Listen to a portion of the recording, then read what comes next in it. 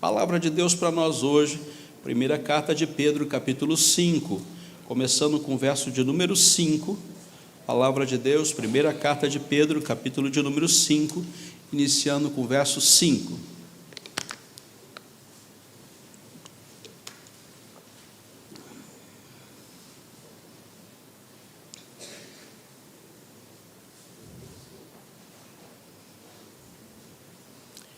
Primeira carta de Pedro, capítulo de número 5, começando com o verso de número 5. Rogo igualmente aos jovens, sede submissos aos mais velhos. Outros sim, no trato uns para com os outros, cingivos de toda humildade, porque Deus resiste aos soberbos, contudo aos humildes concede a sua graça. Humilhai-vos, portanto, sob a poderosa mão de Deus, para que Ele em tempo oportuno vos exalte, lançando sobre Ele toda a vossa ansiedade, porque Ele tem cuidado de vós. Sede sóbrios e vigilantes. O diabo, vosso adversário, anda em derredor como o leão que ruge procurando alguém para devorar. Resisti-lhe forte na fé, firme na fé, certo de que sofrimentos iguais aos vossos estão se cumprindo na vossa irmandade espalhada pelo mundo. Ora, o Deus de toda graça, que em Cristo vos chamou para sua eterna glória, depois de terdes sofrido por um pouco, Ele mesmo vos há de aperfeiçoar, firmar, fortificar e fundamentar. A Ele seja o domínio pelos séculos dos séculos. Amém. Meu Deus, obrigado pela Tua palavra que está diante de nós, podemos abri-la, meditar nela. Obrigado porque a Tua palavra é a verdade e tem nos ensinado a viver em Cristo Jesus. E assim, Senhor Deus, como igreja Tua, temos aprendido, Senhor, a viver na Tua presença. Temos um tempo difícil para viver, temos que aguardar a volta do nosso Salvador ou estar contigo na glória, mas nesse tempo pedimos que o Senhor nos revista com a Tua presença e nos dê condições de, mediante a Tua palavra, caminharmos seguros, Senhor, na fé que o Senhor depositou em nossos corações. Assim oramos em nome de Cristo Jesus. Amém. Nosso Deus é um Deus da esperança. Em momento algum, Deus vai nos deixar à mercê da nossa sorte. Nosso Deus estabelece um caminho seguro para todos nós. Desde o dia que recebemos a Cristo Jesus como Senhor e Salvador, selecionados por Deus na sua eterna eleição, todos nós caminhamos aqui na terra com uma plena certeza de fé. Temos uma firme convicção de coisas que não vemos. Isso nos diferencia de toda a raça humana. Nossa fé está posta naquilo que nós não vemos e naquilo que nós aguardamos. Você é diferente de toda a humanidade. Desde o dia que você recebeu a Cristo Jesus, a sua leitura de vida passou a ser outra, porque não sou eu mais quem vive, mas é Cristo que vive em mim. E agora esse viver que tenho na carne, vivo pela fé no Filho de Deus, que me amou e a si mesmo se entregou por mim. Então, a sua dimensão de existência foi fortemente afetada, e agora o pecado já não tem domínio sobre a sua vida, pois você vive na liberdade do Espírito Santo. E a caminhada do povo de Deus passa a ser uma caminhada conduzida pelo próprio Deus no seu Santo Espírito. Temos uma missão a cumprir como tal. O Deus da esperança nos deixa uma tarefa para realizar: continuarmos a proclamar a salvação mediante o único Salvador, Jesus Cristo. E muitos receberão a salvação mediante a intervenção do Espírito Santo nos seus corações. E muitos se chegarão a Deus e terão a mesma esperança que nós temos. Quando estamos unidos na comunhão, nós expressamos esta plena certeza de fé. E está diante de nós a mesa do sacrifício, o sangue derramado, o corpo sacrificado. Um documento para a igreja nunca esquecer daquilo que foi feito, para que nós pudéssemos estar com a esperança colocada no único Deus, e certos de que caminhamos para a glória. Irmãos, informações importantíssimas que os irmãos escutam em todos os sermões, e todo domingo, cada sermão de cada pastor, você escuta esta mesma informação. Só que para estas igrejas que estão lendo a carta de Pedro, isso não é tão fácil assim. Essas igrejas estão sendo perseguidas, e muitos dos que ali estão sendo mortos por causa do Evangelho, estão perdendo as suas vidas. Isso está gerando um grande abatimento no coração daqueles que permanecem vivos, e muitos estão sendo traídos por falsos irmãos, com falsas doutrinas e com falsas informações a respeito do reino de Deus. E alguns estão gostando dessas falsas doutrinas, desses falsos ensinamentos, estão pervertendo o Evangelho. Então eles descobrem que a igreja por si só não é perfeita, ela é um ambiente de pecadores, e eles têm que lidar com essa nova informação. Portanto, queridos, o contexto dessa carta é um contexto de perseguição. Ainda que receberam a salvação em Cristo, ainda que estejam reunindo-se para adorar o único Deus verdadeiro, eles descobrem que o momento não é tão fácil para viver o Evangelho. Há muitas manifestações pessoais, de interesse pessoal, que não é a glória de Deus. O texto vai nos levar a mesma interrogação que o salmista fez lá no Salmo 42 e 43. Por que estás abatida, ó minha alma? Por que te perturbas dentro em mim? Espera em Deus, pois ainda o louvarei, a Ele o meu auxílio e Deus meu. O salmista por 3 vezes vai trazer esta interrogação. Então, tanto quanto a nós, igreja aqui no Novo Testamento, como o povo de Deus lá no Antigo Testamento, eles já eram perturbados, e já caminhavam em direção a um abatimento espiritual, por causa do mundo e das circunstâncias que tinham para viver. A solução não está no homem, a solução não está nas estratégias do homem, mas o texto vai dizer para nós que Deus resiste àqueles que são soberbos, mas Deus dá graça aos humildes. Portanto, esta palavra vai ser chave para nós lidarmos com a perturbação e com o abatimento. Deus resiste àqueles que são orgulhosos, que veem como Ele mesmo ser a única solução para os problemas do mundo. Mas Deus dá graça àqueles que são humildes, aqueles que olham para Deus e dizem: com Deus vai dar certo, com Deus as coisas vão se arrumar, com Deus a glória é uma realidade para a igreja e para mim. Então, tão importante quanto, queridos, nós entendermos que Deus é o Deus da esperança, nós precisamos entender que nós temos um tempo para passar nesse mundo, e as coisas não serão tão fáceis quanto nós gostaríamos que fossem.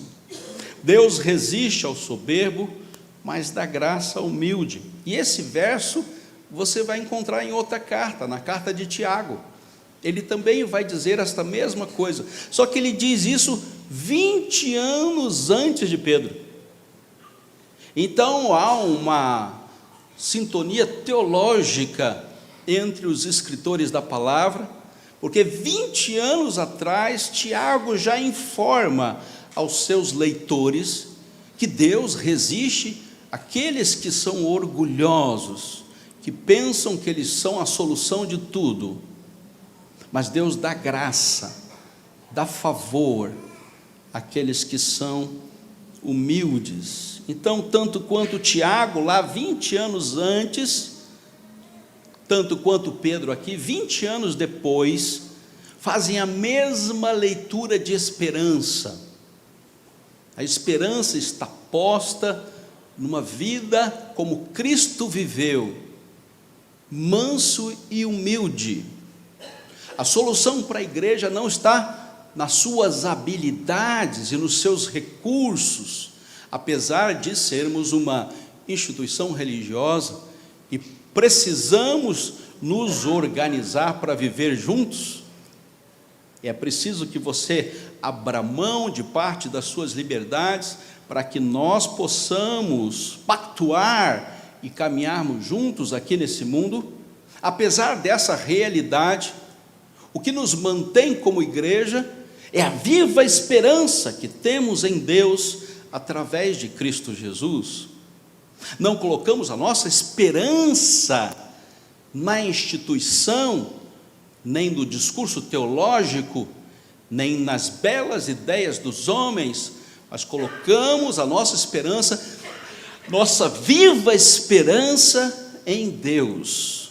E Deus é o Deus da esperança. Qual é o problema maior para isso?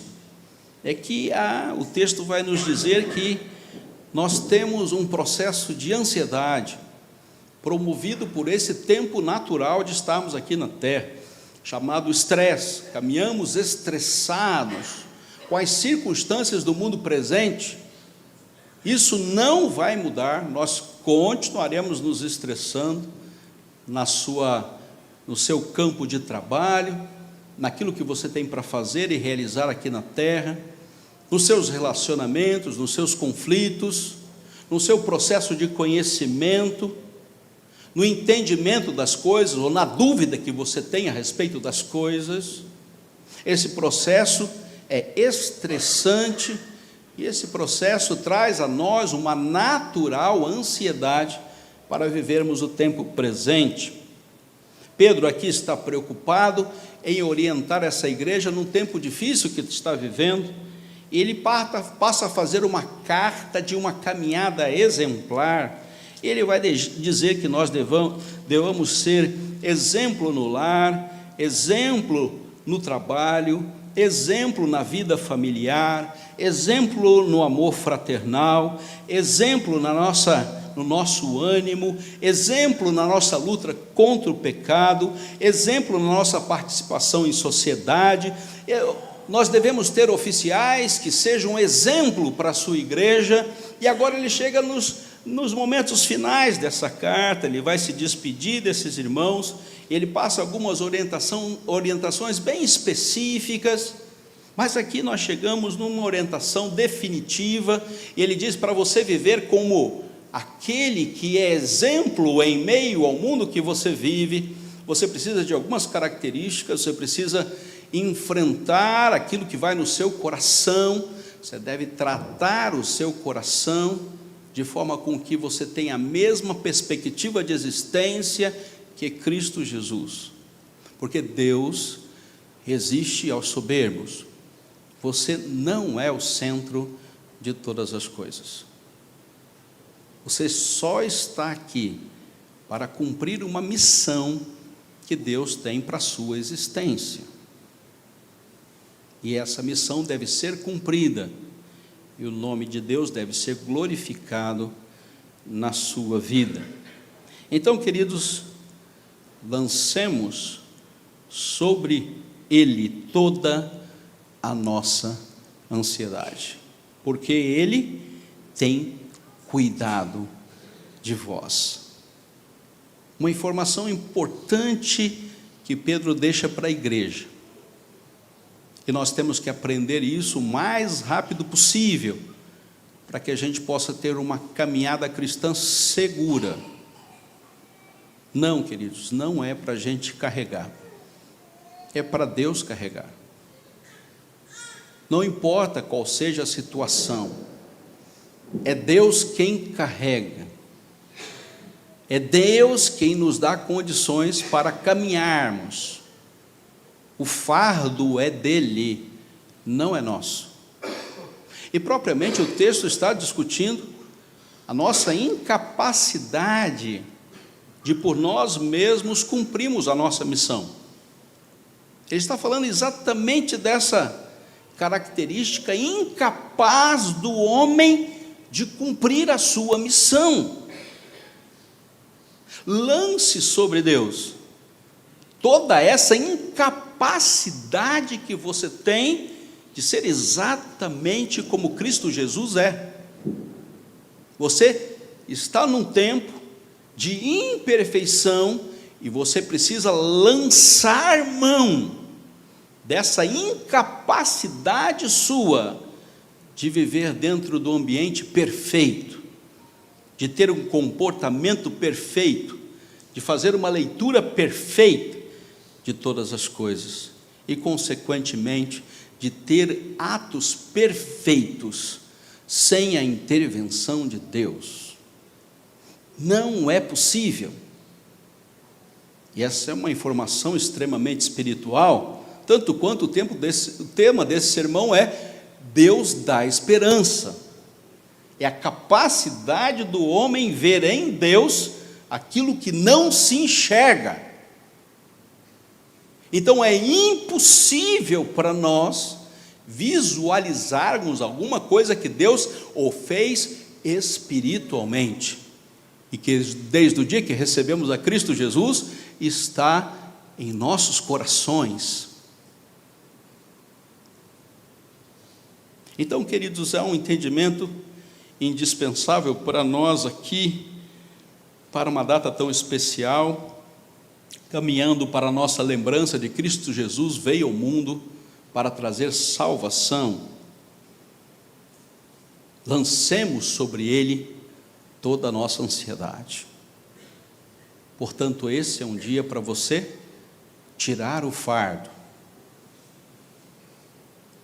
Viemos à igreja durante vários domingos, são 52 domingos por ano, e todo domingo nós escutamos a mensagem de salvação, mas o fardo pode estar pesado. É uma hora importante para você aliviar esse fardo.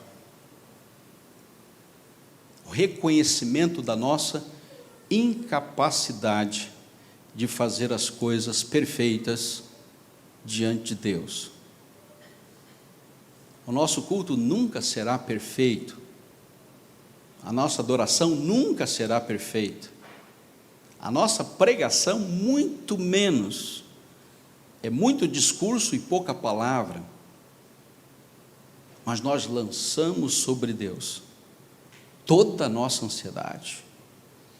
Não sobra 1% de ansiedade, porque Deus é o Deus da esperança. Nós andamos com base naquilo que não vemos. Tinha um colega pastor muito abençoado, no tempo que eu estava pastoreando a igreja reformada holandesa, um homem de Deus, fazia o que Deus mandava, pregava a palavra para aquelas igrejas ali no interior do Paraná. E nós tínhamos um encontro conciliar, 2 encontros por ano, e um desses encontros, nós fomos para uma das colônias holandesas, Castrolanda, e o holandês come muito bem, né? O prato do holandês e os doces do holandês são muito gostosos, né?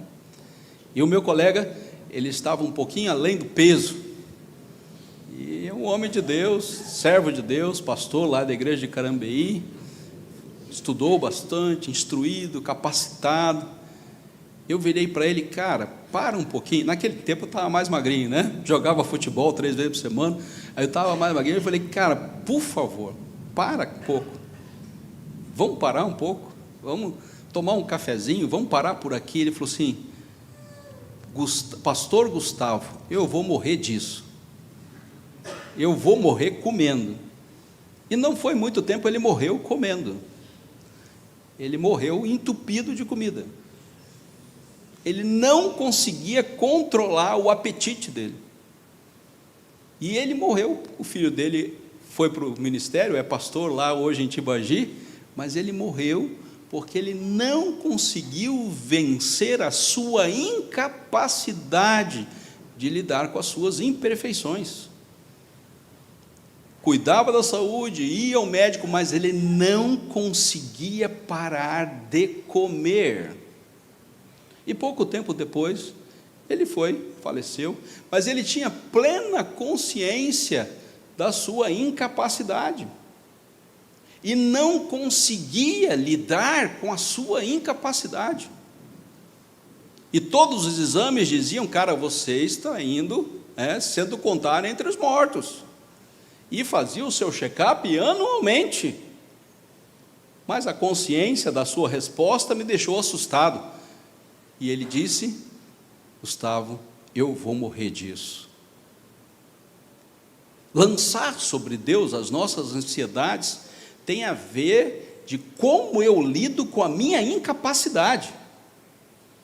Eu preciso trabalhar isso urgentemente, porque isso dificulta a minha existência aqui na terra. Na glória tudo bem, tudo está resolvido, chegaremos lá. Mas temos uma vida para viver aqui na terra, e eu tenho que lidar com as informações que eu recebo de Deus, daquilo que eu preciso tratar. Portanto, lancemos sobre Deus toda a nossa ansiedade. O que acontece? A gente lança 90%, mas 10% a gente fala: não, deixa que eu cuido disso. E quando você diz deixa que eu cuido disso, você traz para você um peso que somente Cristo Jesus pode fazer com que você os vença. Não, 10% eu dou conta de lidar. Pois bem, nós não conseguimos resolver nada, porque eu morri para esse mundo e eu passei a viver em Cristo Jesus. E você diz: eu vivo 90% em Cristo e 10% eu vivo no velho homem. Eu quero ser a solução de todas as coisas. 3 valores rapidamente nesse texto. Em primeiro lugar, a humildade. Humilhai-vos, portanto, sobre a poderosa mão de Deus. Isso é tudo o que o homem não quer. Eu não quero reconhecer que eu preciso de Deus. Eu quero resolver por mim mesmo. Ou melhor, eu não quero que seja resolvido. É preciso me humilhar perante a poderosa mão de Deus. Eu preciso fazer isso hoje. A ansiedade vai ser tirada do meu coração. Sabe por quê? Porque eu me humilhei. Eu disse: não sou a solução de todas as coisas. Eu preciso de Deus. Informação importantíssima. Em primeiro lugar, porque a mão de Deus é poderosa. Não é qualquer mão, e não é qualquer solução que o homem possa traçar para a sua dificuldade e para a geração da ansiedade do seu coração, para os 10% daquilo que ele quer controlar com a sua própria capacidade. Lancemos sobre Deus a nossa ansiedade, porque Ele tem uma poderosa mão para agir. E diz o texto que isso vai acontecer em tempo oportuno, exatamente na hora da sua oportunidade. E Deus não tem um tempo que vai se prolongar ou que vai diminuir. Deus tem a hora certa, o tempo certo, a hora de operar, a hora de transformar definitivamente. É preciso que esse tempo certo, esse tempo oportuno oportuno venha, para que eu possa vencer esses 10% que eu quero carregar por mim mesmo. É Deus quem vai operar com uma poderosa mão. Verso de número 8 fala sobre sobriedade. Veja o texto: sede sóbrios e vigilantes. É necessário que você esteja com os olhos abertos. Não, queridos, não vai ser um transe espiritual que vai ajudar você, nem a capacidade de você pensar a respeito do assunto, não vai resolver. É preciso que você seja sóbrio, que você esteja com seus olhos abertos, que nessa hora você vigie intensamente. Sabe por quê? Tem gente muito má querendo que a coisa dê errado na sua vida. O adversário está diante de nós, e a negação da presença do adversário é a moda teológica do tempo, né? Satanás não é tão Satanás assim, o diabo não é tão diabo assim. O problema é você, com a sua incapacidade de fazer as coisas acontecerem. Pois bem, o texto diz: pois o diabo, o vosso adversário, está em volta, rugindo como leão, para devorar-te. É necessário sobriedade e vigilância. Ele sabe que ele não pode tirar de você aquilo que foi constituído pela graça. Não, te tirar do céu ele não vai conseguir. Tirar você da vida eterna ele não vai conseguir. Pela graça sois salvos mediante a fé. Isto não vem de vós, é dom de Deus. Todo o contexto teológico é dom de Deus. Ele sabe, ele é o melhor teólogo de todos, queridos. Não existe melhor teólogo que Satanás, tanto quanto que ser igual a Deus. Então não vá discutir com Satanás, porque na teologia ele é muito melhor que nós. Preste bem atenção: resistir a Satanás é preciso sobriedade e é preciso vigilância. Cuide disso. Terceiro lugar, seja operoso, operosidade, verso de número 9, resisti-lhe firmes, aonde?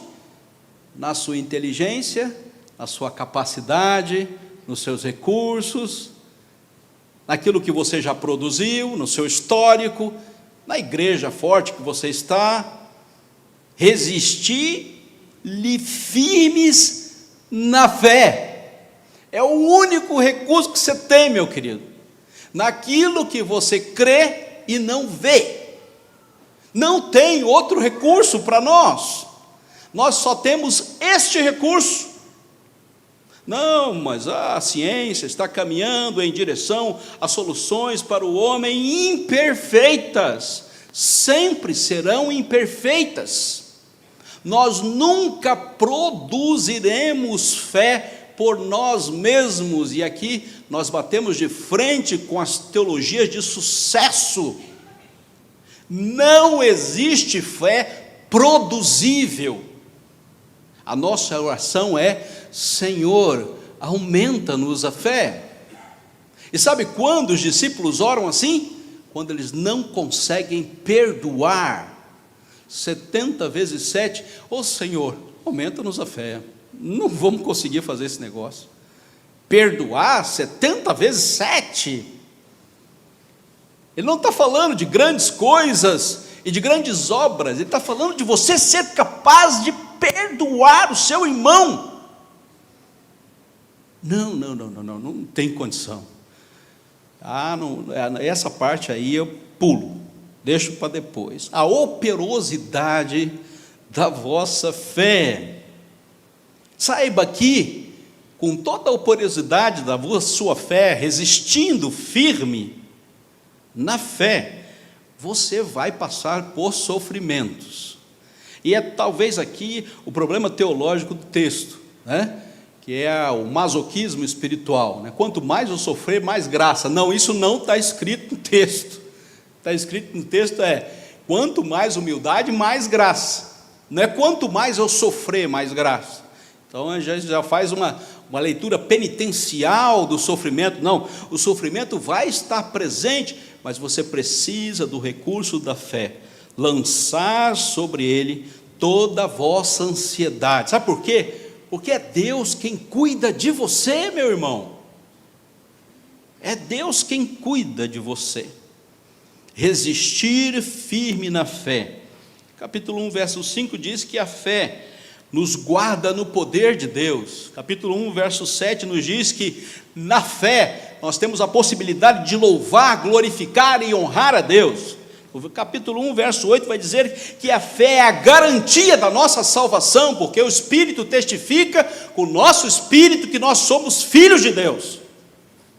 Então, queridos, o recurso de fé não foi você que produziu, não. Essa leitura distorce a palavra.